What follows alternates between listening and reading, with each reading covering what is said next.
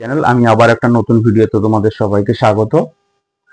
আমি আজকে আলোচনা করব যে একজন বলেছো K2 ফর্ম তাদের স্কুল থেকে সবাই নন আপগ্রেডেবল করে দিয়েছে, সেটা কি করণীয়। দেখুন, যে স্কুল থেকে নন আপগ্রেডেবল করেছে তার কিছু কারণ থাকে। তুমি সেখানে লিখেছো যে ওরা স্কুলে এখনো ভর্তি হয়নি, কোন স্কুলে।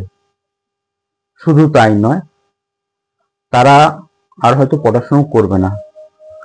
এই কন্যাশ্রীর একটা কন্ডিশন রয়েছে, একটা মানে সিস্টেম রয়েছে যে তাকে আনম্যারিড থাকতে হবে এবং কোনো না কোনো গভর্নমেন্ট স্কুলে পড়াশোনা করতে হবে, তাহলেই সে কন্যাশ্রীর উপযুক্ত এবং কন্যাশ্রী K2 টাকা পাওয়ার জন্য উপযুক্ত।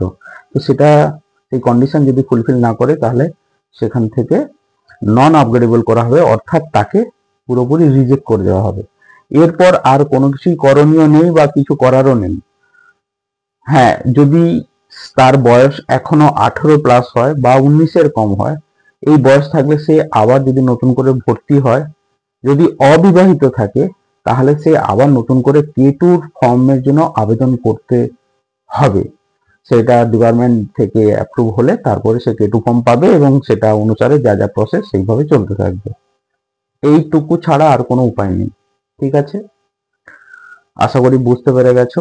যদি আরো কিছু ডিটেলস জানার থাকে তাহলে নিকটবর্তী বিডিও অফিসে যোগাযোগ করুন বা ডিস্ট্রিক্ট অফিসে যোগাযোগ করুন, বিষয়টা ভালোভাবে জানতে পেরে যাবেন। এবার বলবো যে এখন অফিস, প্রায় সমস্ত অফিস খুলে গেছে, কারণ দিওয়ালি চলে গেছে, সমস্ত পুজো পার্বণ চলে গেছে।